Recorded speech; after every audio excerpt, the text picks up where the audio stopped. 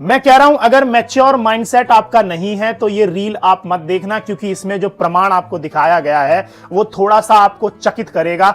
मैं फिर कह रहा हूं, अगर बुद्धि क्षीण है, बुद्धिजीवी आप नहीं है, तो आप ये प्रमाण मत देखना। ये प्रमाण देखिए, इसमें लिखा हुआ है कि स्त्री की सही शादी की उम्र है क्या, और जो मासिक धर्म आता है तो वो कैसे शादी से जुड़ा हुआ है, ये प्रमाण देखिए एक बार आप।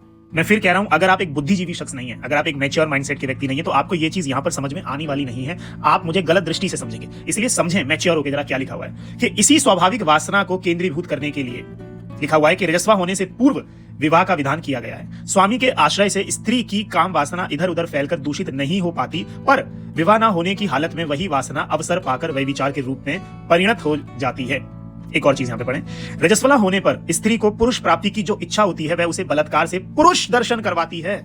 उस समय यदि पति के द्वारा अंतकरण सुरक्षित नहीं होता तो उसके चित्त पर अनेकों पुरुषों की छाया पड़ती है। कब? रजस्वला होने के बाद, पीरियड्स के होने के बाद स्त्री की जो काम वासना है वो चरम पर होती है। अगर उसका पति नहीं है तो वो क्या करती है, उसके चित्त पर अनेकों पुरुषों की छाया पड़ती है, जिससे उसका आदर्श सतीत्व नष्ट हो जाता है। ऋतु में स्त्री के चित्त की स्थिति ठीक फोटो के कैमरे सी होती है।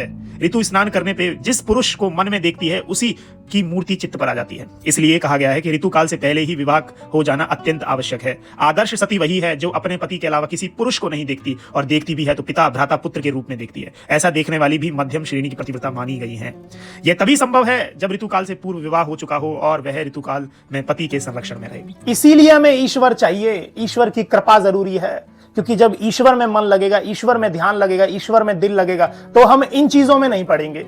शादी से पहले कितने लोगों ने तो संबंध बना लिए हैं, ये इसीलिए बना लिए हैं क्योंकि मनुष्य के शरीर में कुछ भाव होते हैं, वो हमें परेशान करते हैं। उन भावों को अगर हम ईश्वर में लगा दें, ईश्वर के प्रेम में लगा दें, तो ईश्वर कृपा करेगा, फिर ईश्वर हमारे साथ ही रहेगा। ईश्वर कहेगा कि मैं तुझे दलदल में पड़ने दूंगा नहीं, मैं तुझे इससे निकाल लूंगा। तो जब ऐसे विचार आपके मन में आ रहे हैं, जब ये वासनाएं परेशान करती हैं, आप हनुमान चालीसा पढ़ें, आप ईश्वर पे ध्यान लगाएं, क्योंकि ईश्वर इन सबसे बहुत ऊपर है। ईश्वर प्रेम का सागर है।